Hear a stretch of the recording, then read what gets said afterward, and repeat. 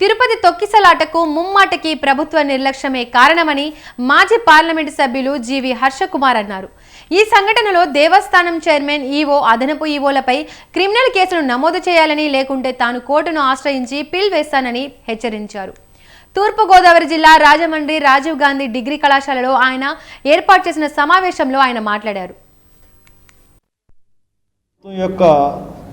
పూర్తి నిర్లక్ష్యం. ఎందుకంటే నిన్న చంద్రబాబు నాయుడు టూర్లో కానీ లేకపోతే పవన్ కళ్యాణ్ టూర్లో కానీ ప్రభుత్వంలోని లుకలుకలన్నీ కూడా బట్టబయలేదు. అసలు వైకుంఠ ఏకాదశికి ఎలా చేద్దామని ఒక సమీక్ష అన్నది కూడా జరపలేదన్నది మనకి క్లియర్గా తెలుస్తూ ఉంది. చైర్మన్కి ఈవోకి పడదు, ఈవోకి ఏఏఓకి పడదు.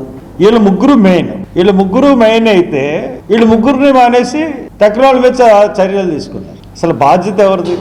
సమీక్ష సమావేశం పెట్టి కొత్తగా టికెట్లు, ఈ టికెట్లు కూడా ఏమనుకుంటున్నారు, కంప్లీట్ బ్లాక్ మార్కెటింగ్. అక్కడ టికెట్లేమో ఎందుకు అంత ఎగబడతా ఉన్నారు, టికెట్లేమో టోకెన్లు ఇస్తారు, టోకెన్లు ఇవ్వకుండా ఆన్లైన్లో పెడితే ప్రాబ్లం అసలు అనేది ఉండదు కదా. ఈ తొక్కిసలాట ఈ ప్రాబ్లం అనేది ఉండదు కదా, ఆన్లైన్లోనే క్లారిటీ వచ్చేస్తుంది కదా. ఎందుకు ఆన్లైన్ తీసేశారు?